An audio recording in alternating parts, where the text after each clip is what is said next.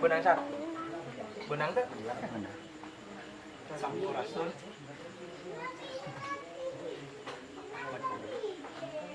Fuadin Asro.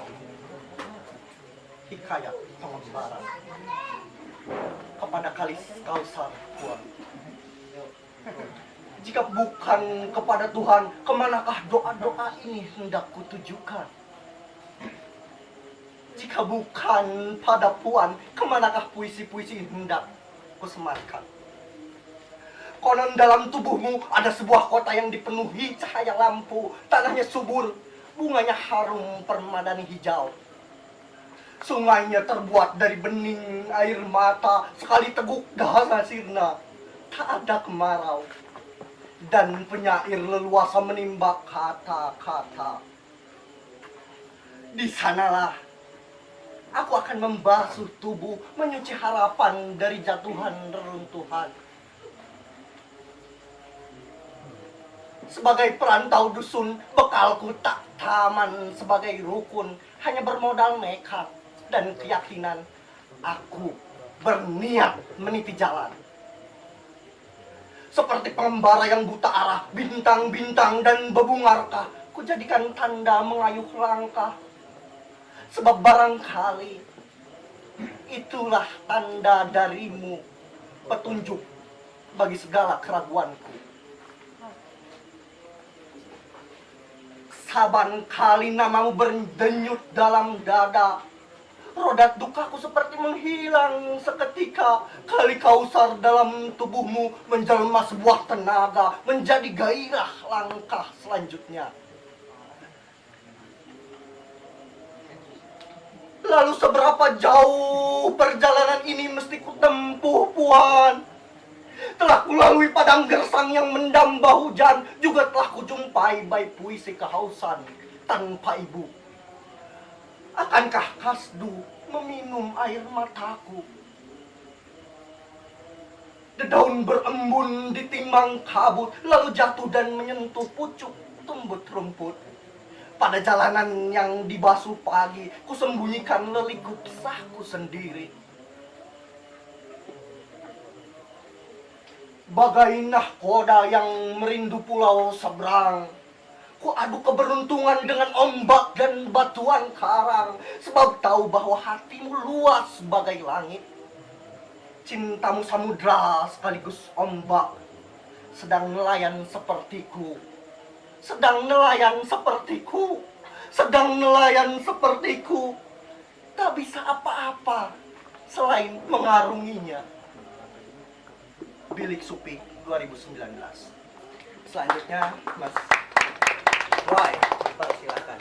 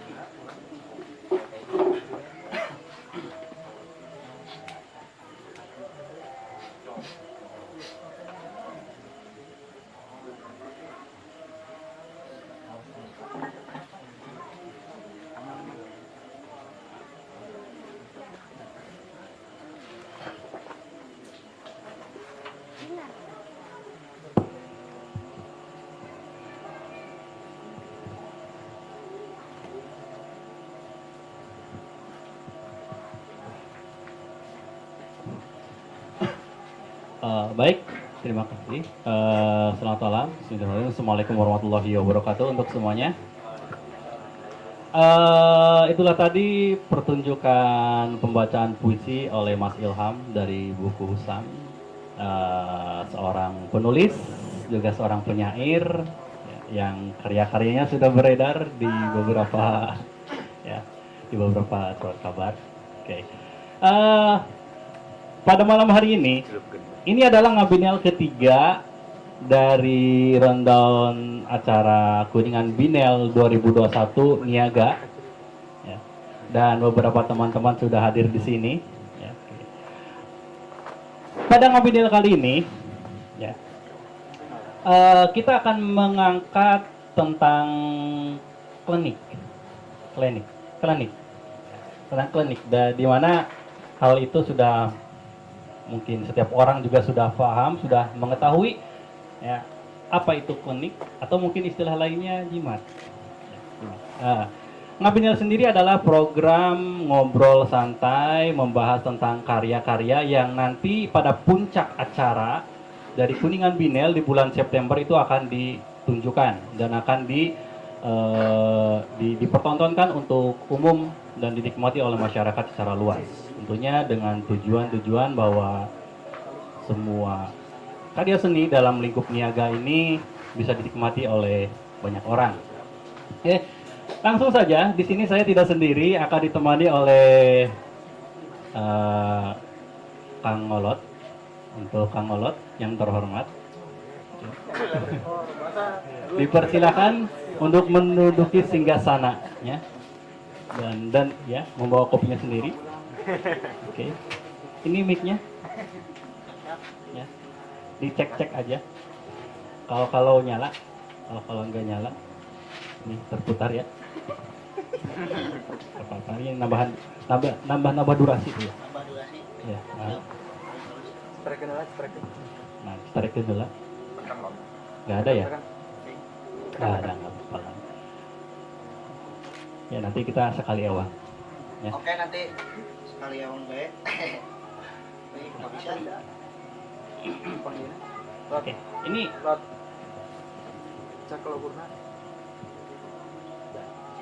oke, ya udahlah. Kita pasrah saja. Pasang saja. Oke. Ini nggak ada. Nah, Cek. oke, Kang Olot yang lagi Cek. chat ini, cek, nah itu bunyi. Bisa. Alhamdulillah. Oke, apa kesibukannya sekarang? Sekarang, sibuk main, Pak. Nah, biar sekalian nodong juga di sini anak. Skripsi. Iya. Kita sedang bahas klinik ya, semoga saja nanti ada raja-raja yang bisa dibuatkan agar skripsi itu cepat beres ya. Bisa. Nanti kita memohon ya. Oke. Oke. Kita panggil saja orangnya atau bagaimana? Oke. Kang Olot? Siapa dulu nih? Mau dari Kang Agung Silung dulu apa? Dua-duanya langsung kayaknya ya. Biar Ini persilakan buat Kang Agung Silung sama Mas Anggun. Mas Anggun sama Kang Agung Silung silakan menduduki singgasana yang telah kami siapkan di sini. Ini pembakarannya mati kayaknya. Kang Agung itu dari Kuningan ya, Kang Agung. Nah, ini Ini ya, Mas Anggun, Mas Anggun dari Ketua Timur Surabaya. dari Ketua Timur Surabaya Iya. ya, yang bergerak di bidang apa? Seni rupa kontemporer. Seni rupa kontemporer. Nah, ada gelasnya sama tuh ya, tukar ini. Dan Kang Agung ini dari Kuningan, seorang komikus, ya, sutradara teater, spiritualis, juga filmmaker. Perlu saya sebutkan semua? Karena banyak sekali apa yang dilakukan oleh Kang Agung ini, banyak sekali, ya, dan semuanya sudah bisa dilihat sebenarnya, sudah beberapa di media, ya, media pribadi, ya, penyiaran pribadi atau media publik lainnya maksudnya. Ya. Selamat datang, Kang. Selamat datang, Mas. Selamat datang juga. Ya.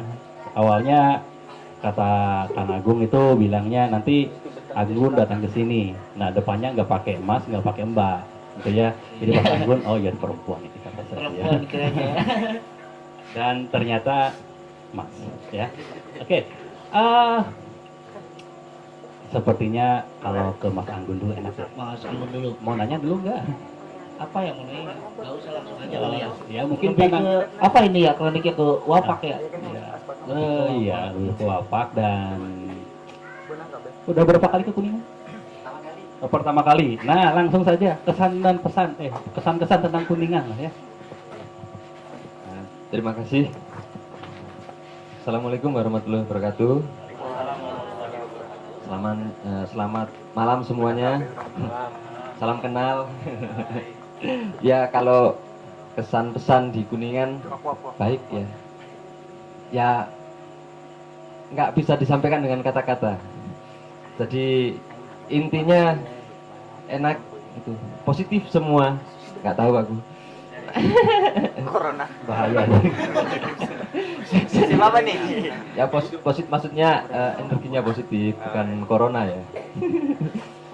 Itu. Apalagi?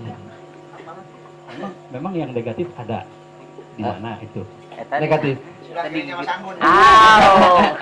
Itu udah jelas. Apa ya? Ya selama ini belum menemui ya negatif. Ya positif semua. Semuanya ngobrol enak gitu. Dan di sini orangnya semuanya pintar-pintar.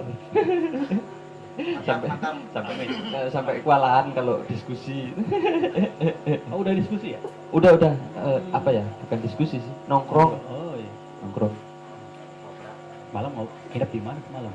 Semalam nginap di tempatnya Kang Abul. Oh, di Itu sana ya. pagi. Kalau Oh, itu malam di pagi. sini. Oh, malam di sini. Malam Ya. di sini. Pagi di Abul ya. Ya, di Abul. Oke. Dan untuk apa sih namanya itu ya? Bahasan kita klinik. Ya, klinik. Klinik itu jimat tuh ya? Atau apa tuh? Kalau di tempat saya klinik itu apa ya? Diartikan sebagai ilmu yang tidak bisa dirasionalkan. Jadi praktek-prakteknya biasanya ya kayak apa yang terkenal itu santet, itu termasuk klinik kalau di tempat saya. Tak tahu kalau di sini klinik itu artinya ke arah mana? Itu sih sama. Oh, sama ya? Iya, ya. Iya. Klinik mantra gitu di sini. Ya, Salah satunya. salah ya. satu prakteknya. Tuh. Kalau saya mencoba melihat-lihat menerawang-nerawang ya, dan secara garis besar karena ilmu hitam itu tentang klinik itu ya, yang saya artikan itu ternyata ini pemahaman saya bahwa ketika saya melihat yang ada di Kabupaten Kuningan, bahwa klinik itu lebih konotasinya tuh lebih ke hal-hal yang mistis, supranatural, yang misalnya orang ingin cepat kaya, ya, atau orang yang ingin dagangannya laris, atau mungkin yang gak laku pengen cepat nikah, atau mungkin banyak mungkin ya, tuh ya, nah seperti itu. Nah, apakah di sana juga di tempat asal itu sama seperti itu, atau mungkin sudah agak bergeser? Sama di daerah Surabaya itu walaupun itu kota yang dianggap modern ya, praktek-praktek kayak apa minta ke dukun itu banyak. Saya kan juga punya temen yang punya usaha warung kopi itu kan, itu di sana juga sering itu dapat serangan-serangan gitu ya. Kalau setahu saya kan praktek-praktek kayak gitu kan sekarang itu dibagi 3. Jadi ada yang pakai psikologi, ada yang memang pakai racun, ada yang memang benar-benar pakai kodam, pakai apa bantuan jin gitu. Lah itu waktu itu teman saya kena yang dari aspek psikologi ya. Jadi itu di tempatnya itu ditaruhin kayak tanah kuburan, terus dikasih kayak kain-kain putih buat mentangnya dong. Sayangnya salah sasaran, orangnya nggak punya mental. Gitu. Iya.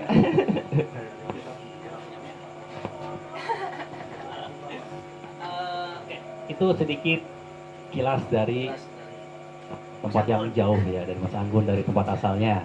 Nah, Kang Agung yang sedang sibuk apa gitu ya, ceritakan juga tentang kesibukannya. Lalu ya udahlah itu aja dulu ya. Sibuk apa dulu? jadi harus cerita sibuk apa.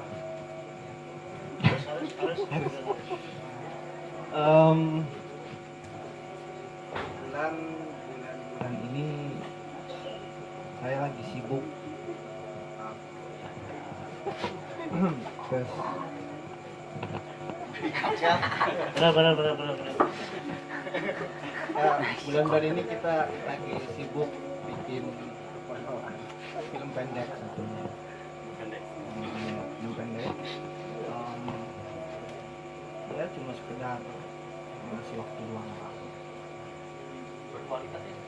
Benar itu produktif. Kalau saya nggak ngapa-ngapain. Soalnya waktunya luang semua. Itu yang jadi masalah. Luang semua jadi apa lagi gitu. Benar. Kabita serius. Udah mungkin itu kesibukan sekarang sih. Dan bagaimana dengan praktik klinik yang ditemukan Kuningan, karena kebetulan Mas Agung juga dari Kabupaten Kuningan, asli Kabupaten Kuningan, lahir di yang namanya Kuningan Raya, walaupun bukan Kuningan kecil, tanah besarnya di Kuningan. Nah, kira-kira setelah membaca, melihat dan menerawang Spiritual pisan ya. Penerawang. kira-kira bagaimana sih praktik klinik yang ada di Kabupaten Kuningan atau yang Mas Agung tahu? Untuk Kuningan sendiri ya sebenarnya sih nggak jauh beda yang diceritain sama Mas Anggun ya, nggak jauh beda.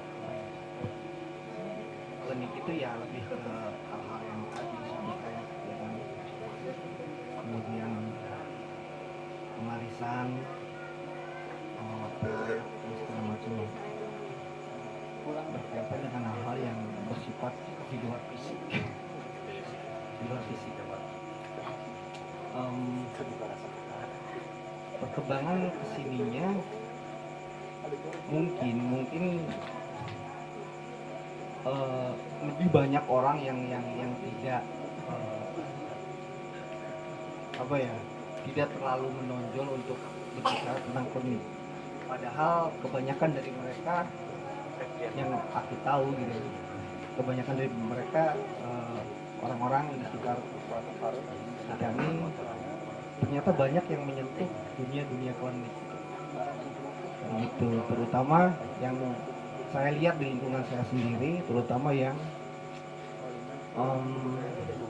merantau, dagang, terutama hal-hal itu. Ketika kumpul nongkrong kita bicara hal-hal yang rasional, tapi ketika mau berangkat ya mereka juga mencari wafat, mencari doa atau segala macam hal-hal yang berkaitan dengan hal itu. Bisa termasuk juga benda-benda batu alis. Mungkin itu yang aku tahu. Itu tentang wafat. Kalau di Kuningan istilah ngetrennya apa sih, Bang? Jimat.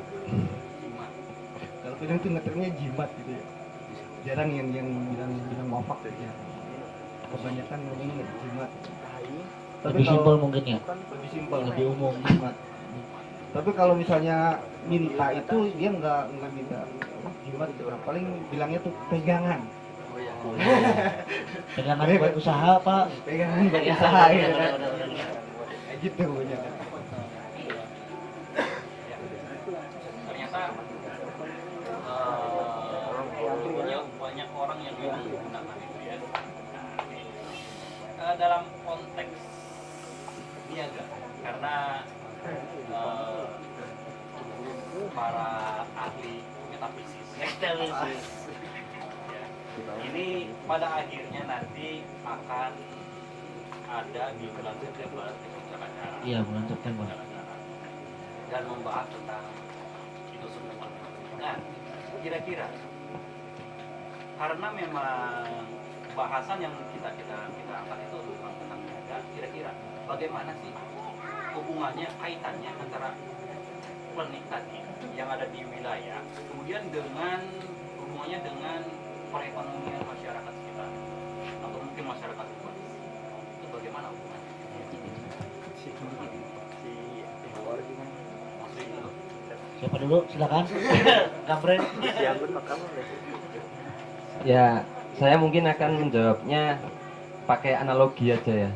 Jadi eh, setelah bisnis yang besar itu kan setelah apa ya pembuatan senjata itu kan kesehatan ya, senjata kemudian kesehatan ya, untuk bisnis yang paling besar di dunia sekarang ini setahu saya lah. eh, Sebenarnya praktek-praktek klinik yang ada di daerah-daerah di Indonesia itu menurut saya itu belum diwacanakan aja sebagai sebuah hasil pemikiran masyarakat. Jadi kalau kedokteran itu kan kita sebenarnya juga kayak klinik gitu. Ah ini misalkan ya dokter, kita sakit datang ke dokter. Dokter kan itu kan cuma menebak-nebak saja. Sama kan, jadi dia sebenarnya juga klinik juga. Terus kita minum obat itu ya, obat dari dokter itu kan dikasih resep tuh ya. Itu dari mana kita tahu kalau memang itu obatnya? Kita percaya aja ke situ. Jadi ya klinik itu kayak gitu. Jadi klinik itu kan artinya halus sekali gitu permainannya itu. Kalau saya sendiri,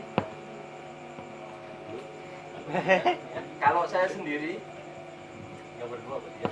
Iya.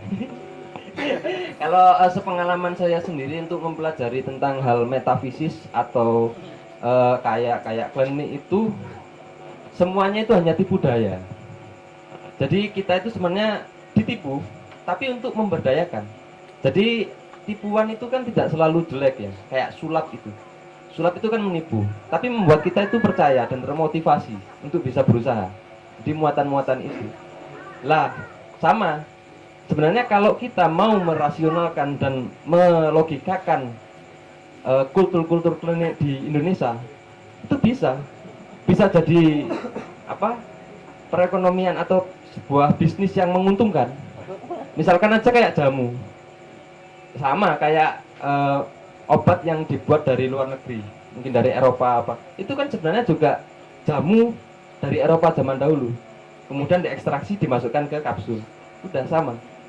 Nah, itu jadi menurut saya kalau kita bisa merasionalkan dan bisa mengambil inti-intinya untuk dipelajari kembali, kita bisa membuat hal yang baru dalam sistem perniagaan. Jadi yang diserang bisa nanti psikologinya, jadi ada motivasi dari klinik dan lain sebagainya. Ya, kan kalau bisnis kan kekuatan utama kan mental. Setelah itu modal. Ya, setelah saya sih. Itu, makasih Mas. Mental lah, yang penting banyak. Tarik duit.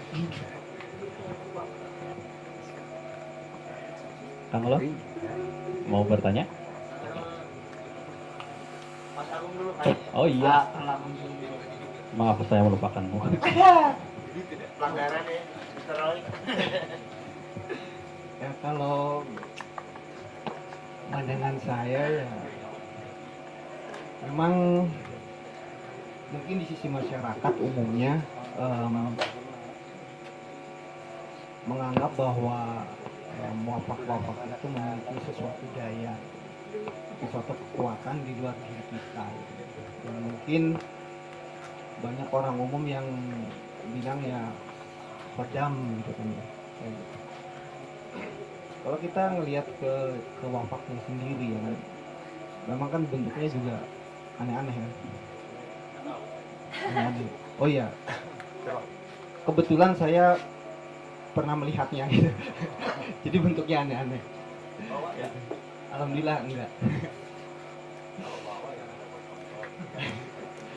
Iya kan. Ya. Betul. Ya, itu kan huruf-huruf angka-angka ya kan, kadang-kadang tidak berbentuk sebuah kalimat ya. Cuman karena memang bentuknya terlihat kebanyakan kan itu paduan lambang-lambang dan aksara Arab atau huruf-huruf Arab gitu kan ya. Dari bentuknya juga kalau saya lihat dari sudut pandang seni ya kan, ternyata indah juga gitu ya. Indah juga di sana misal ada orang pengen merantau, dia minta penjagaan untuk dirinya gitu kan. Terus itu ada wapak, ada tulisan-tulisan Arab, gambar-gambar yang segala macam, menarik gitu kan, unik kayak gitu, unik banget. Nah, itu masyarakat umum menganggap bahwa dari susunan-susunan huruf atau kalimat itu memberikan daya atau memberikan kekuatan tersendiri. Terlepas dari itu benar atau tidak, ternyata back to tadi kan, motivasi itu, sugesti itu, ternyata orang ketika pegang wapak pede, wah ini bisa berhasil kita, ini wapak nih, dari kiai, dari anu kan gitu. Nah itu ternyata sisi psikologinya juga kena gitu. Sebelum masuk ke sisi kodamnya atau pergoiban lah umumnya bilang gitu kan, itu sisi psikologinya kena, lebih pede gitu kan. Termasuk ketika misalnya yang jomblo misalnya kan wah pengen ini nih, daya tarik kan gitu kan, ketika dikasih wapak, wah pede banget kan gitu kan, langsung apa namanya, nongkrong apa, itu kan langsung nyari, langsung yang tadinya minder itu kan langsung wah gimana gitu. Itu dari sisi psikologi kan. Nah, maka di sini kaitan dengan apa, perkembangan ekonomi ya kan. Sebelum memperdayakan wapak itu sendiri ya kan,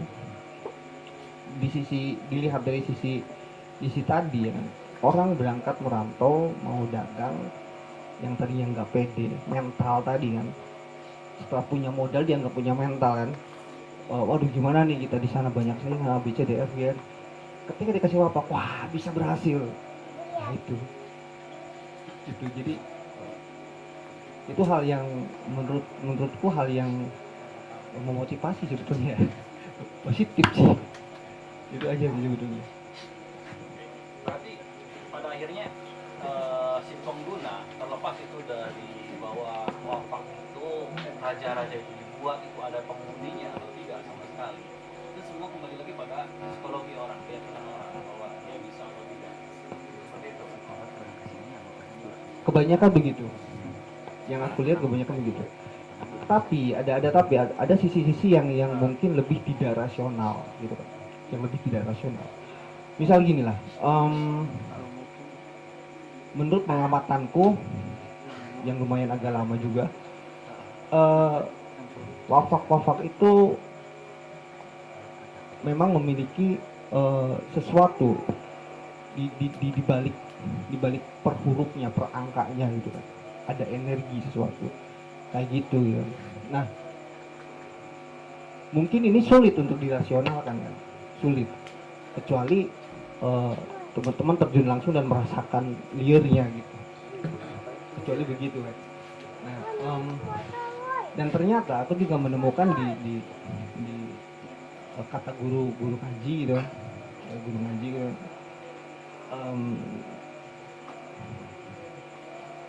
ketika kamu mau menuju Tuhan misalnya gitu, lepaskan semua yang telah aku berikan sama kamu, beritahukan sama kamu ya kan, termasuk rahasia-rahasia huruf kayak gitu.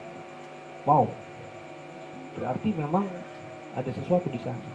Nah kemudian beberapa tahun yang lalu aku ikut zikir bareng dengan seorang kiai juga. Di zikirnya itu cuma setelah tawasul dan segala macam, dia cuma alif, ba, ta, sa, jim sampai selesai. Dan itu membuat tubuhku gemeteran gitu kan, dan hatiku gemeteran. Jadi ada apa di balik huruf-huruf itu gitu. Baca huruf itu Hijaiyah, gemetaran kayak gitu ya. Nah, keyakinan berarti ya. sulit untuk kita bicara ini keyakinan atau bukan, kalau pengalaman spiritual. Karena saya baca itu juga Ya. Biasa aja. Nah itu dia. Parah. Itu. Nah ini makanya di sini di teater itu ada olah rasa gitu kan. Di sini kan. Nah, jadi oke, kita bicara tentang hal-hal logika. Kita bicara tentang hal logika yang kaitannya nanti dengan hal klinik yang memang sulit diterima untuk logika itu sendiri. Perlu banyak juga sebenarnya. Yang pertama, apakah kalau saya tidak tahu apakah itu apa, bagaimana cara membuatnya, ya dan lain sebagainya. Kemudian saya mencoba oret, kemudian saya meyakini itu dan saya berikan nih, biar kamu tambah pintar. Oke, tuh. Apakah itu sudah berpengaruh, berefek atau seperti apa? Itu yang pertama. Yang kedua, ketika zaman dahulu ya, saya kecil, saya nggak tahu kalau sekarang, tapi ketika seorang anak jatuh, ibunya itu kemudian mengusap-ngusap pakunya sambil hidung, ya sambil baca-baca nyanyi atau apa, nggak tahu, saya lupa lagi. Ya, dulu saya gitu nggak ya? Nah, apakah jampi-jampi itu masuk ke ranah itu, atau itu hanya untuk menenangkan si anaknya saja? Oke. Nah itu dia. Oke. Jadi saya jawab singkat ya. Oh iya. Iya. Sebenarnya kalau wafak itu kan salah satu dari jimat. Sekarang semuanya sebenarnya manusia pegang jimat masing-masing. HP, handphone itu jimat.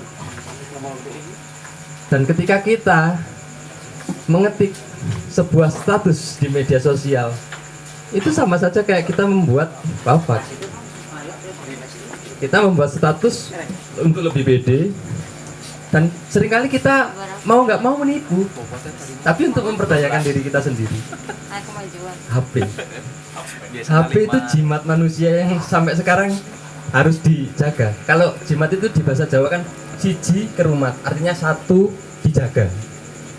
HP itu sekarang kayak nyawa manusia. Ya itu. Tuh, dan ngomongkan dilus-lus, waktu jatuh dilus-lus terus di kidung itu bukan jimat. Kalau jimat itu harus ada fisik. Ya, jadi satu gini, dan itu dijaga. Ada bendanya. Nah, kalau di kidung itu mungkin masuknya salah satu perangkat leni itu. Jadi mistisnya masuk ke mistis. Bagaimana menjelaskan itu dengan pendekatan modern? Lagi-lagi aspek psikologi, antropologi, matematika, fisika dan sebagainya harus dimasukkan ke situ. Jadi untuk membaca fenomena klinik mistis, kita harus mempunyai pemikiran yang interdisipliner, memasukkan semua pengetahuan untuk meramuskan itu, karena pengetahuan yang khusus sekarang belum bisa menjelaskan hal itu. Itu mungkin dari saya. Mungkin Bang Jin kontrol sih. Dari mana dulu ya?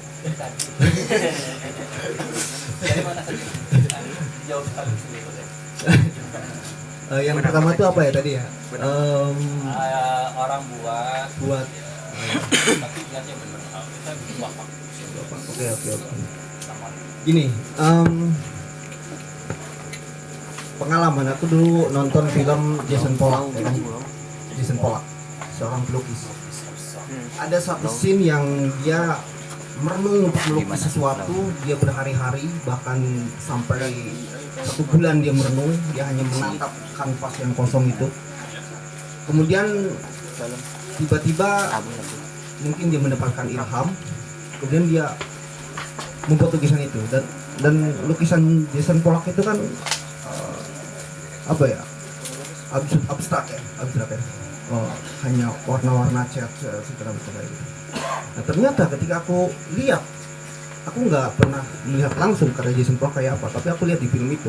Ketika aku lihat coretan garis dari Jason Pollock itu luar biasa. Ada sesuatu yang mempengaruhi pikiranku gitu. Wow gitu loh. Kayak gitu. Dan ternyata dipamerankan dan booming gitu kan, kayak gitu. Dan para penikmat seni luar biasa, menyambut dengan luar biasa. Nah, aku pikir itu apa? Kalau mempengaruhi orang yang melihatnya itu. Dari mana? Dari dalam Jason Pollock. Gitu loh. Nah, kita menolak hal-hal di luar diri kita, padahal di dalam diri kita ada hal-hal seperti itu. Imajinasi itu kan goib. kita bikin naskah dari imajinasi, kita mempengaruhi orang jadi nangis. Loh, kita nggak nyuruh orang nangis, tapi nyuruh orang baca. Sinetron Indonesia. Oke. Nah, hal kayak gitu kita nggak sadari gitu, nggak sadari. Ketika kita melukis, kita ingin menyampaikan pesan.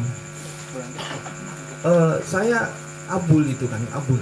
Waktu itu aku udah lama ketemu sama Abul, aku main ke rumahnya. Di ruangannya tuh ada gambar apa? Lukisan kuda dari kertas itu kan. Dan aku sangat hanyut di situ.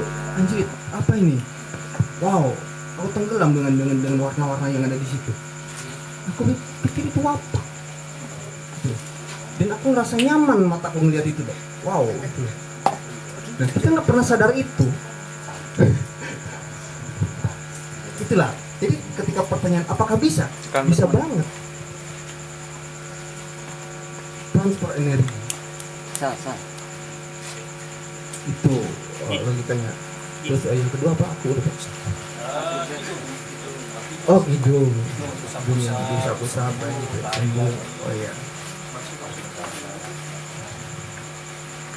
Mungkin secara psikologi ya itu mensugesti anak ya, secara psikologi. Tapi kalau kaitannya tadi dengan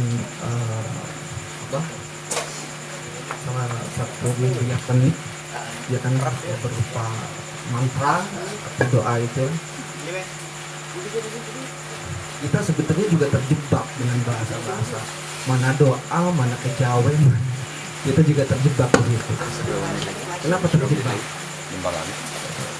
Mungkin ada doa-doa Jawa yang minta perlindungan Tuhan tapi dengan bahasa Jawa, ya kan kayak gitu kan. Lalu itu dianggap sebagai oh ini mau kejawen gitu kan. Lalu kita berdoa dengan bahasa Arab, oh ini bukan kejawen, ini Islam. Padahal artinya sama, hanya beda bahasa. Jadi kita juga banyak terjebak di situ. Mungkin saja si ibu itu melantunkan kidung ya kan, melantunkan kidung satu-satunya. Memang dia sedang berdoa kepada Tuhan supaya disembuhkan anaknya itu gitu kan, dari hatinya itu. Kita bicara kidung. Teman-teman di sini kan mungkin akrab dengan yang namanya kreativitas, ya kan? Bernyanyi, main gitar, main musik ya kan. Banyak orang, terutama para penggiat seni ketika hatinya galau ya kan, gundah, entah itu karena pacar, entah karena melihat sosial segala macam, mereka berkidung, membuat lagu segala macam. Isinya adalah harapan-harapan. Menurutku itu ya masuk ke wilayah doa-doa.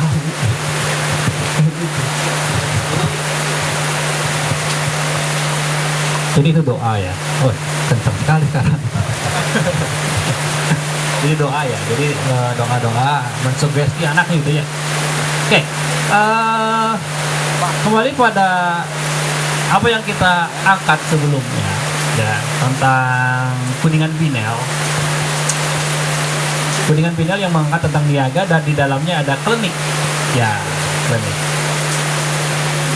Mungkin Mas Anggun, Kang Agung Silum sudah melakukan riset-riset sebelumnya jauh-jauh hari, jauh ke belakang, mungkin sangat jauh.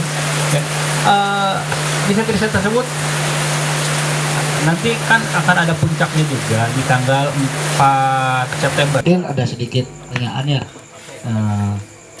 Saya tuh pernah lihat wafak, misalnya kayak buat penglaris, ada yang simbolnya bulat sama yang kotak itu. Nah, dari sudut pandang visual mungkin ya, apa itu berpengaruh sama orang yang nerimanya dan berpengaruh juga sama harganya? Iya. Harga Kan ya yang bulat tuh lebih murah, gitu. yang simbol Kotak lebih mahal. Yang kotak biasanya lebih murah karena bisa pakai. Oh iya. Benar simetris ya. monggo.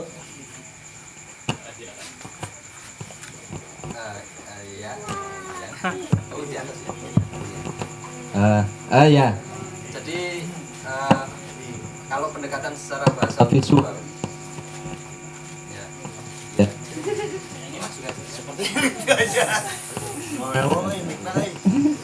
Jadi kalau secara visual, karena mungkin saya pernah itu ya dapat bahasa visual ya.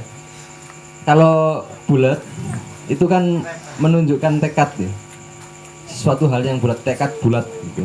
Jadi udah fix menunjukkan apa hal ini sudah nggak bisa berubah lagi dan harus dijaga lingkarannya kembali lagi. Kalau kotak itu biasanya tujuannya lebih ke arah pemisahan atau ada muatan pilihan-pilihan tersendiri. Biasanya dasarnya itu kan ada 4 kan, sama kayak kalau di agama Hindu atau Buddha itu kan 4 elemen ya. Ada air, tanah, api, udara gitu kan. Terus 4 mata arah angin itu kan sama. Terus ada 4 warna itu yang putih, kuning, merah, hitam itu. Jadi kalau kotak itu ada pemisahan-pemisahan kekhususan sebuah tujuan tertentu dan dikhususkan lah. Kalau lingkaran biasanya secara umum. Jadi kalau secara bahasa visual, kotak, lingkaran, manusia itu kan semuanya mengenal itu. Jadi tidak ada hal yang khusus, benar-benar khusus dalam wacana visual. Jadi karena saya ini melihat wafak ini dari sudut pandang yang lainnya. Kalau saya pernah mempelajari itu tentang rajah dan lain sebagainya. Itu banyak praktek-praktek yang mereka bikinnya itu secara natural. Jadi mereka kayak bertapa dulu, kontemplasi gitu, terus buat, dan itu bentuknya abstrak. Jadi bentuknya itu aneh gitu, kayak nggak tergambar. Dan apakah itu sah? Ya menurut saya sah. Dan memang bisa merekam hal-hal tertentu. Jika memang sudah diberikan muatan-muatan nilai, jadi kayak lingkaran, kotak, segitiga, itu kan ada nilai-nilai tersendiri dalam masyarakat. Maka nilai itu akan masuk secara alam bawah sadar kepada manusia. Itu. Kalau tujuan khususnya di wafak, aku kurang mengetahui. Ini Bang Silung yang pasti paling paham kan ya, anak wafak ya. Apalagi harganya. Iya, soalnya setahu saya praktek-praktek seperti itu menghargainya itu susah karena tidak ada perhitungan tintanya itu harganya berapa, kertasnya yang dipakai apa, nggak ada gitu. Misalkan doanya mahal gitu kan. Oh iya, biasanya ada praktek yang seikhlasnya itu juga. Oh iya. Iya, itu aku nggak tahu. Mungkin aku harus juga sedikit banyak ya, sedikit dan banyak untuk belajar wafak dari Mas Silung, karena aku akan memandang dari sudut pandang yang lain ini, sudut pandang yang kan pengetahuan itu kalau digabungkan itu nanti jadi suatu hal yang luar biasa gitu. Pengetahuan baru ketika 2 atom purba mendekat dan meledak menjadi teori Big Bang yang menciptakan kita semua itu kan. Iya. Mungkin sedikit tambahan lagi, kalau misalkan tulisannya itu di wafaknya itu tulisan Al-Burdul misalkan. Cuman pengucapannya Jawi atau dari Sunda, itu berpengaruh juga kan? Apa ya berpengaruhnya? Ya, yang gundul nggak punya rambut. Oke, sebetulnya tergantung yang buatnya siapa ya. Yang buatnya siapa dan bagaimana cara melafalkannya gitu. Arab gundul kelapanya yang Jawi, ada yang Sunda, ada yang Arab aslinya kayak gitu kan. Cuman ketika aku melihat wafak itu, aku juga nggak ngerti Arab gundul itu kayak gimana pelafalannya gitu kan. Aku juga nggak ngerti gitu. Cuman kebanyakan aku lihat hanya sedikit yang misalnya kalimat gitu kan, yang kalimat itu hanya sedikit. Ada yang panjang banyak, ternyata setelah dilihat-lihat loh, ini ayat kursi diputar-putar gitu, tulisannya dibentuk muter kan, kayak gitu. Oh ini ayat apa? Ternyata itu kan. Bedanya nggak ada rambutnya gitu kan. Kayak gitu. Selebihnya itu apa ya? Susunan huruf, sin, ain, raf, sod, kayak gitu kan. Di kotak-kotak, ada yang di tengah bulan kayak gitu. Ada juga wapak yang misalnya bulat terus dia ada asma-asma yang mungkin dari pelafalan Jawa kan gitu. Ada seperti itu. Kalau bicara pengaruh atau tidak, ini tergantung si pembuat dan bagaimana si pembuat itu menyampaikan pada yang minta. Kalau yang mintanya nggak mau tahu, aku kadang kebanyakan orang kan begitu. Aku pengen minta pegangan, nih aku kasih. Nggak banyak nanya, aku tahu beres aja, nggak mau puyeng kan gitu. Ada yang gitu. Ada juga yang dia pengen tahu apa sih nih ya, gitu. Nah, ketika apa nih sini gitu. Ini maksudnya tulisan ini apa kayak gitu. Itu tergantung dari pemahaman si pemberinya juga. Dan ternyata wapak-wapak yang ada itu yang tidak dibuat oleh orang-orang yang zamannya dekat. Mereka hanya mengulang gitu loh. Mungkin di abad-abad berapa? Mungkin abad-abad ke-7, abad ke-8, abad ke-9 kan. Kayak gitu kan. Itu dari sana. Jadi orang-orang kesininya itu nggak ada yang menciptakan wapak. Rata-rata meniru ini wapak ditulis kembali.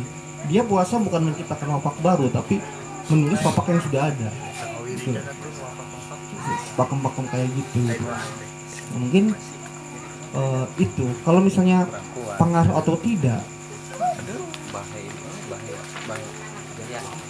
alhamdulillah hujan. Alhamdulillah hujan. Bahe. Di sini enggak. Di sini nggak hujan ya? Di sini enggak hujan. Bahe. Ini juga lanjut. Lanjut. Rapat depan. Masuk aja masuk. Aku suka yang dekat-dekat.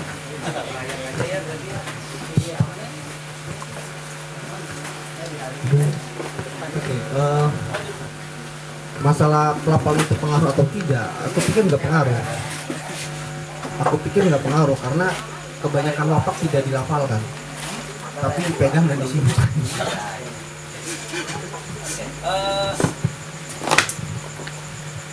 Silakan yang mau mendekat mungkin. Di sini juga di depan juga enak nih kayaknya ya.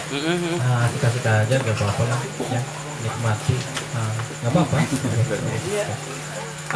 Sambil menunggu, nggak apa-apa ya, boleh. Nah, boleh melewati asal jangan Nolak hal-hal seperti itu. Ini gak masuk akal. Ini aneh. Padahal banyak hal yang gak masuk akal di dalam diri kita. Banyak hal. Termasuk pikiran, hati, termasuk ruh kita. Saya sendiri nggak bisa melogikan roh saya gitu. Gitu loh. Nah, kita menghindari hal-hal goib sementara di dalam diri kita ada hal yang goib. Siapa? Ya dirimu. Yang aku lihat kan ini jasadnya gitu. Kamunya mana? Kayak gitu. Mungkin itu gitu. Berbicara masalah kulit ya, serba-serbi di dalam ya. Sebenarnya mungkin pada dasarnya semua itu logis ya. Semuanya itu logis, tidak ada yang tidak logis, tidak ada yang absurd. Semuanya rasional, tidak ada yang irasional. Ya, sebenarnya mungkin hanya yang ada adalah kitanya paham atau tidak. Ya, kitanya tahu atau tidak. Mungkin karena ilmu pengetahuan belum sampai ke sana. Ya. Oke. Berarti ya, ketika ada satu wafak, dua berarti ya, dua wafak. Salah dua berarti. Ya, kalau ada dua wafak ini sama, ya, dua wafak ini sama. wafak yang satu dan wafak yang kedua sama, dibuatnya sama, tujuannya sama. Ya, kayak di fotokopi aja gitu ya. Tujuan sama, diberikan kepada dua orang yang berbeda. Kemudian yang satu meyakini wafak tersebut, yang satu apa inilah gitu, cuma kertas biasa gitulah. Apakah kemudian fungsinya sama, hasilnya sama, atau mungkin kekuatan di belakangnya itu tetap bekerja sesuai dengan tujuan awalnya, atau mungkin yang satunya pundung karena tidak percaya ya. Ya, ya sama terpercaya ke orang mau. mungkin seperti atau seperti apa gitu. Nah, itu ya. Saya juga harus tahu ya. Nah, itu. Coba Pak Raymond dulu.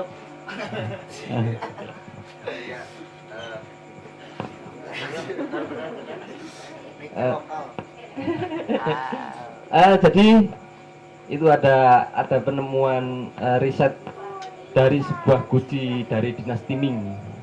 Ketika itu di X-ray, itu ternyata menyimpan data-data rekaman.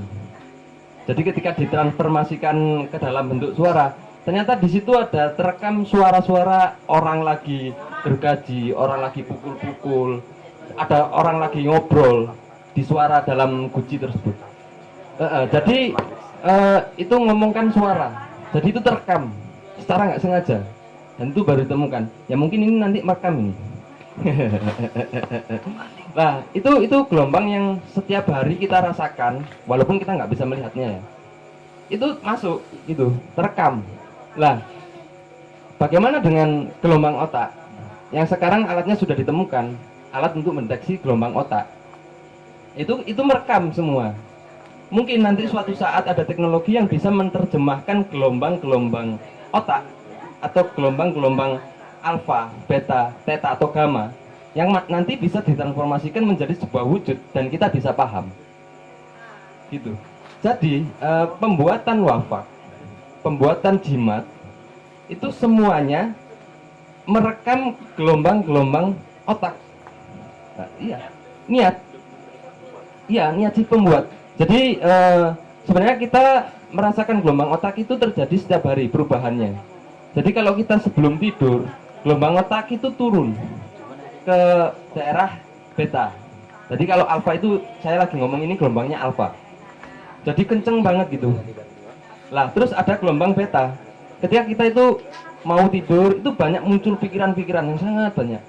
Kadang-kadang juga waktu lelah. Jadi ketika waktu lelah kita bisa, wah dapat apa tuh? Wah makhluk nih itu. Iya itu ketika gelombang kita itu turun. Kalau gelombang kita semakin renggang, kita bisa menerima gelombang yang lain. Kalau gelombangnya kenceng kan nggak bakal menerima gitu, rapat. Jadi gelombang itu amplitude ini. Nah, semakin rendah ini, itu kita bisa menerima. Kalau gini, kita nggak bisa nangkap apa-apa. Jadi yang kita tangkap cuma fisik, kita lihat sehari-hari ini. Lah, balik lagi ke pembentukan wafak atau jimat atau pusaka. Orang ketika membuat itu ada sebuah perlakuan kepada diri untuk menentukan frekuensi gelombang otak yang tepat. Jadi kalau mau bikin wafak itu kan orangnya belajar kayak puasa dulu, kemudian konsentrasi, fokus, meresapi gitu kan, kemudian digoreskan dengan menggunakan perasaan gitu kan. Akhirnya di situ terekam, wah, menjadi sebuah bentuk-bentuk, wah, jadilah wafak. Lah, bagaimana wafak tersebut ketika diberikan kepada orang lain? Lah, manusia pada dasarnya selalu terpengaruh. Kita melihat, maka kita terpengaruh. Mendengar, kita terpengaruh. Apapun, suasana ini walaupun kita tidak sadar, itu sudah terpengaruh. Jadi bisa saja yang tidak mempercaya itu secara tidak sadar terpengaruhi sama gelombang yang tersimpan. Sedangkan orang yang sangat percaya, kemudian gelombang otaknya sangat tinggi, nggak terpengaruh. Padahal itu mentalnya sendiri yang jadi terbangun. Apakah itu wafak itu bisa tidak bekerja? Sangat bisa. Ketika memang jalur rekaman itu tidak terbaca dan memang tidak sama-sama sejalan terbacanya, gitu. Mungkin bisa disambung sama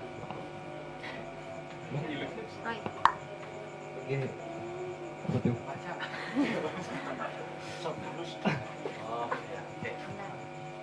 Oke, nyambung ya, itu nyambung mengenai gelombang alfa, beta, gamma, ya kan. Kemudian juga ada di dalam tubuh manusia itu alfa, beta, sakit, izin. Kemudian ada apa namanya itu elektromagnetik di dalam diri manusia itu. Beberapa waktu kemarin aku sempat ikut pembahasan tentang ilmu psikologi.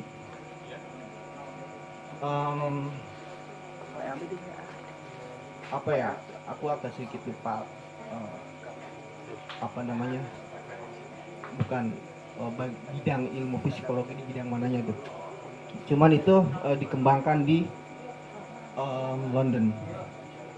Ternyata di London teman-teman yang memperdalam psikologi itu mereka sudah menciptakan satu mesin yang sudah dieksperimenkan, yang sudah diuji. Mereka pengen tahu gelombang-gelombang di dalam diri manusia, frekuensinya itu seperti apa gitu.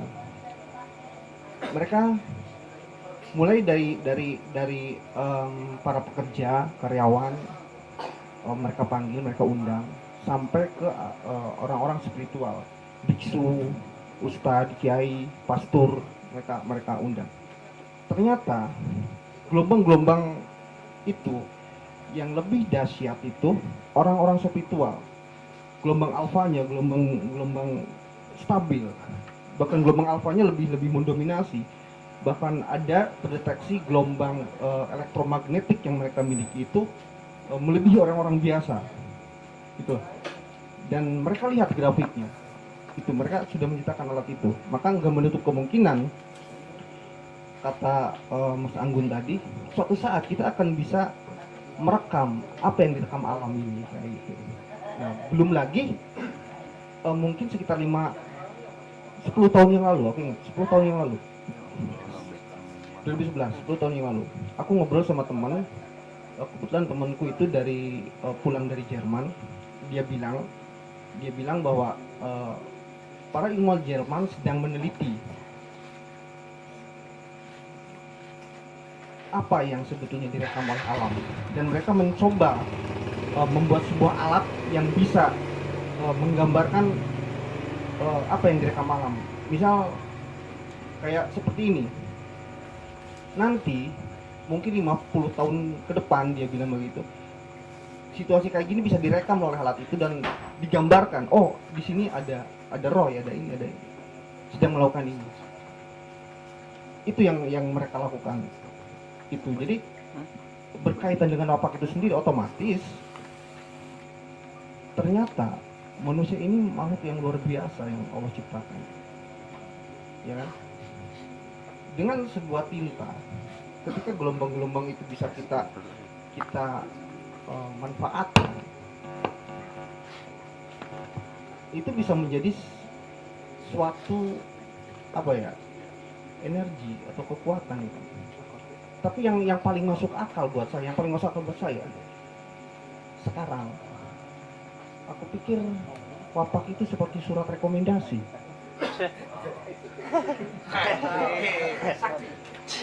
Aku pikir kayak gitu. Soalnya gini loh, aku kebayang, misal aku pengen butuh sama bupati misalnya. Aku kan susah kalau ketemu bupati kan, susah. Kalau lewat ajudan segala macam. Mungkin ketika aku pengen surat proposal misalnya, mungkin akan muter-muter di mana nggak tahu ujungnya. Tapi ketika kita kenal dengan orang yang dekat sama bupati, misalnya kiainya atau misalnya saudaranya atau adiknya, kita datang, Pak, aku pengen ini, tolong dong. Dia bikin surat kan, Pak Bupati, ini temanku loh Pak Bupati, tolong dong, dikasih ya. Bupati kan lihat teman kita, oh iya ini teman kamu, oh, ya. Udah. Aku pikir kayak gitu. Jadi wapak itu mungkin dibuat karena huruf-huruf A dan segala macam, dibuat oleh orang-orang yang mungkin kekasih Tuhan gitu kan ya. Karena ada orang-orang yang nggak paham, nggak dekat, butuh sesuatu, ya udah rekomendasi. Dia paham pintunya ya, tahu pintunya. pintu mana yang harus dia masuki. Ya, kenal orang dalam. Ya, kekuatan orang dalam ya susah. Oke, karena ada sedikit hal, ya, ada pertunjukan apa?